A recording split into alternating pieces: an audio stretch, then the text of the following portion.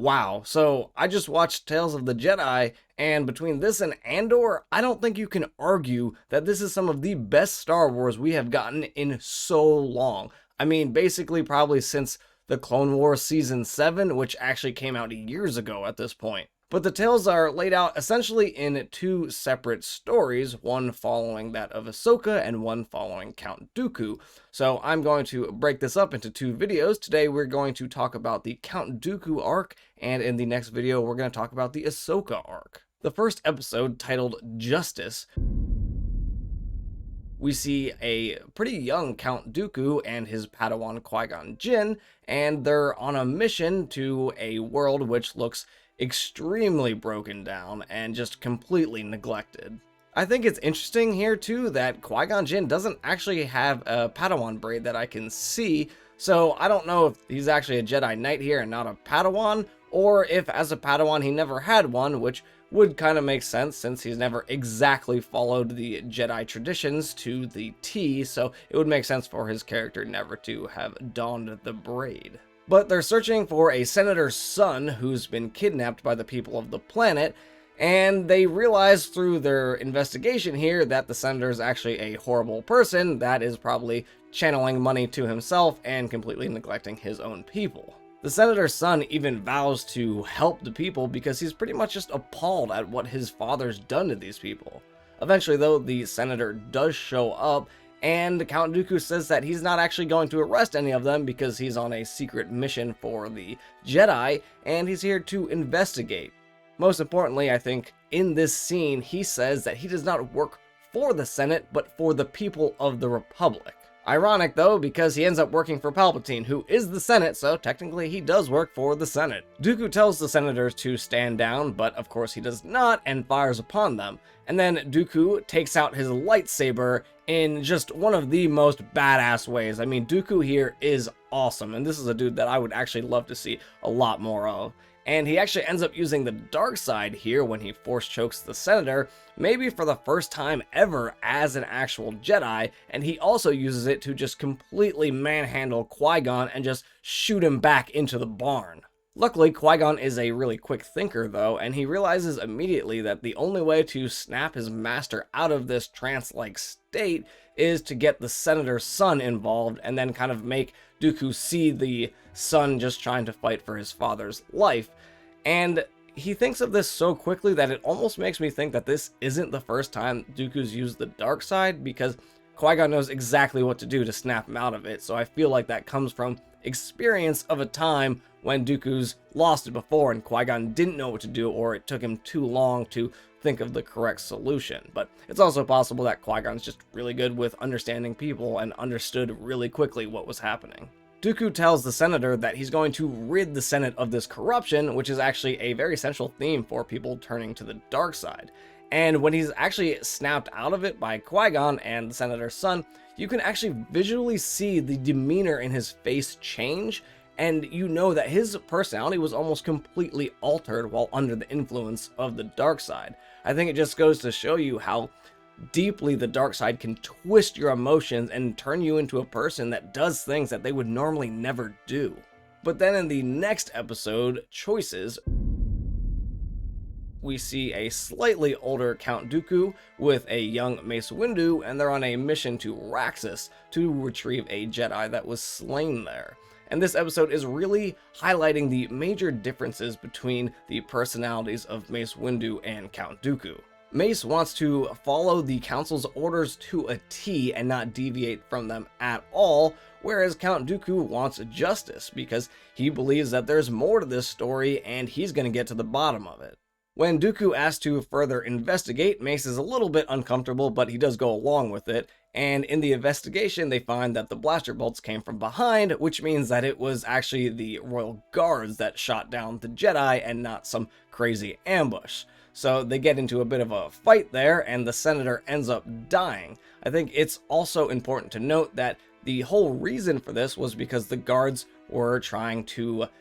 alter the stance of the current senator there and make him do their bidding, and because he was corrupt and he was draining the planet. So you're kind of starting to see a pattern here of how the Senate is harming its own people in the Republic by just the corruption and the level of mistreatment that all these people are having. Dooku and Mace are able to defeat the guards, and you can kind of see a difference in their fighting styles here, and they're able to apprehend the head guard. And later, Dooku has a conversation with this head guard and says that after talking to him for a bit, he understands why he did what he did, but he does not condone the methods that the guard used to accomplish his goals, which kind of alludes to Dooku moving slightly further away from the Jedi Order. Mace ends up getting promoted to the Jedi Council after this, and this kind of pisses off Dooku because when he goes to confront Mace about it, Mace says that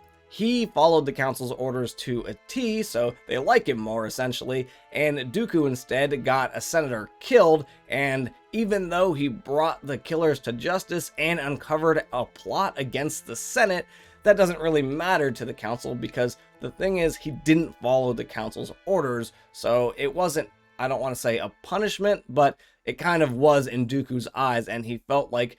Dooku was feeling like the Council was kind of betraying the people of the Republic by not rewarding someone who finds the truth. I think this really shows that this attitude of Mace is why he never liked Anakin, because Anakin would not always follow the orders of the Council, and Mace believes that even if the orders are bad, essentially, that you have to follow them because that's what the Council said, and essentially their word is law. So even if there's more information gained, then you should bring that to the Council, and then the Council can decide what to do from there and give you new orders based upon that new information. The problem with this is that as Jedi, you're often in situations where you don't have time to confront the Council and tell them and let them deliberate on it and make a decision, because if you do that, then innocent people are probably dying in the meantime while you could be acting. So this is really how you see Mace, though, in a different light, where all he really cares about is bringing order and structure to the Republic,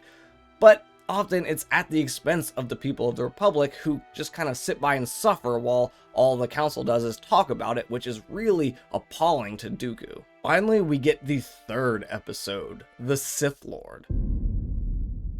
And in this episode, we see Dooku has actually left the Jedi Order at this point, and he's just visiting the Jedi Temple. He goes to the Jedi Archives in the restricted section and uses Sifo Dyas's credentials to get in to delete the record of Kamino. And that is actually the planet where all the clones are made, and that also explains why Obi-Wan can't find any record of it in Episode 2. He has a brief encounter with Qui-Gon on his way out, who's encountered a Sith Lord, and surprised the Council does not believe Qui-Gon, which kind of pisses off Dooku, but it also tells us that this episode takes place exactly at the same time as Episode 1, The Phantom Menace. Dooku tells Qui-Gon to be careful because he's not there to protect him anymore, but Qui-Gon says, no problem, I got this new Padawan named Obi-Wan who's actually really good at filling that role, and Dooku's kind of interested and says, you know what, I'd like to meet this kid one day. But Dooku would never meet Obi-Wan as a Padawan because Qui-Gon would die on that mission and Obi-Wan would be promoted.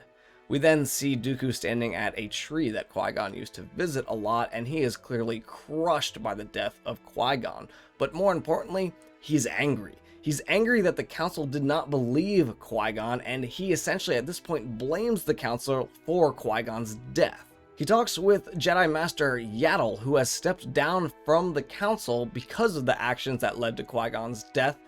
and Dooku just says it doesn't matter anymore, Qui-Gon's one with the Force, it's time to forget him and move on, though Yaddle kind of fires back like, are you even able to do that yourself? Which probably the answer is no. Dooku flies off to meet Palpatine in secret, and he is just livid with Palpatine because he did not think Qui-Gon needed to die, and in fact thought Qui-Gon could have been a great ally.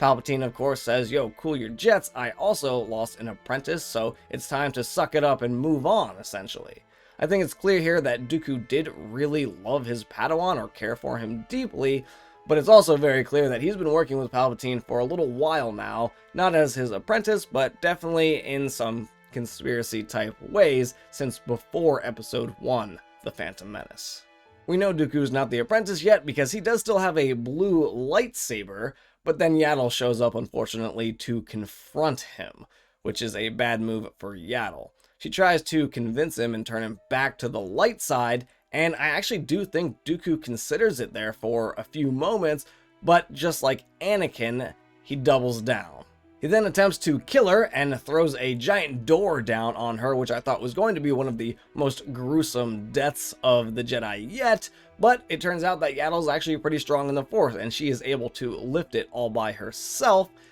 and unfortunately she falls inwards instead of outwards, so she is now standing with Dooku and Palpatine, and Dooku is able to just completely strike her down in cold blood, and he is now the new apprentice of Palpatine. Interestingly though, Palpatine doesn't ever actually intervene in this, so Yaddle was pretty much doomed no matter what. Her only hope was to turn Dooku back and then maybe be able to fight off Palpatine, but that was never gonna happen. This whole arc was insanely good, and the only other thing that I really would have wanted to see was how Dooku met Palpatine, and when he found out Palpatine was a Sith Lord, what was his reaction to that, and how did they form this alliance of working together? This was incredible though, and if we only get 6 of these episodes every year, I think it would be entirely worth it for just the sheer quality and storytelling that these delivered on. But I'm Keeks, stay tuned. Next up, we are talking the Ahsoka arc.